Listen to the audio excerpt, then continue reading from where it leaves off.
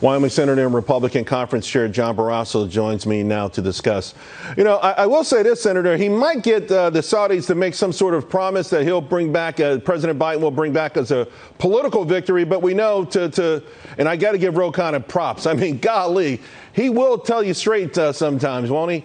But it does feel like one of these things you just scratch your head like, why? I mean, this is the pariah country that he's going to, and all of a sudden, and he's not going to ask for oil? If you want to bring down the cost of energy in America, you have to open up the production of energy in America. It's as simple as that.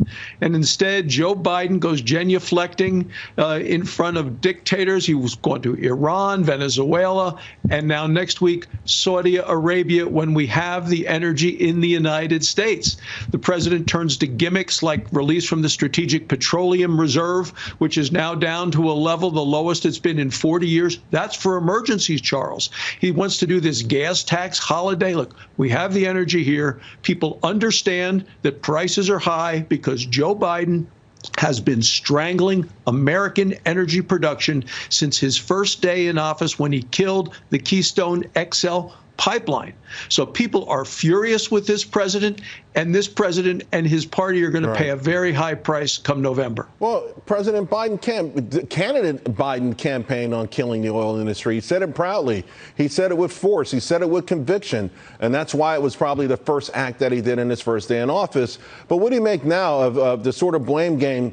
You know, it's gone all over. It's been Putin, it's been this, it's been that. But over this past weekend, he took aim at small mom and pop gasoline station owners. These folks barely make a living, and they make their profits on soda and cigarettes.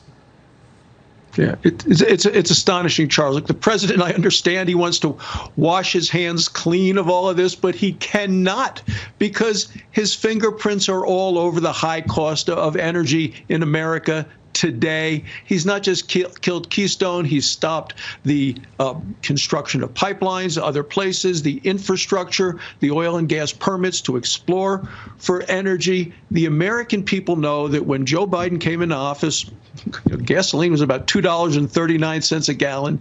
Today, it's twice that. He has tried to blame everybody. I've been driving all over the state of Wyoming, over 1,000 miles this past week, Charles. Invite people to come. Yellowstone National Park is wide open. Best way in is through Wyoming. People are furious, though, about the high prices of gas, and Joe Biden is the reason behind it. People get it. That's why his poll numbers are so low. This upcoming election is going to be inflation, inflation, inflation. Groceries, gas, no matter what Joe Biden wants to say about it, the American people see through the blame game. They blame him, rightly so. Yeah, I went to the gas station over the weekend, and admittedly, I've got a big truck, a big pickup truck, and so my bill was $183. I did ask the woman who worked there, because in Jersey, they have to pump your gas. She said people are upset at her, but she's like, don't blame me, blame Biden. On this note, though, because, again, there is within the Republican, the Democratic Party, a wing that wants this to happen, that wants us to deal with this sort of pain.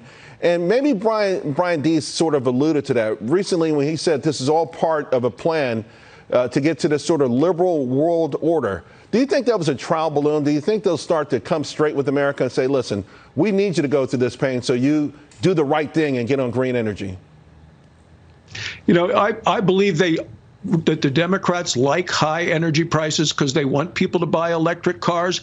They don't kind of understand where electricity comes from, where the energy comes from. They do seem to be doing that. You saw the cost of electric cars is way up along with inflation. So you have the thing that's happening in Congress now. The Democrats, Charles, amazingly, are trying to resuscitate the Green New Deal. They want to do reconciliation. They want to, believe it or not, raise taxes on the energy producers of America. What's that going to do to the pain at the pump? It's going to make it even worse. That's the mindset of this liberal radical group that are controlling the Democrat Party and the president. Economic suicide, sir. I'm sorry to interrupt, but we're almost out of time. Senator Barrasso, thank you very much. Always a pleasure.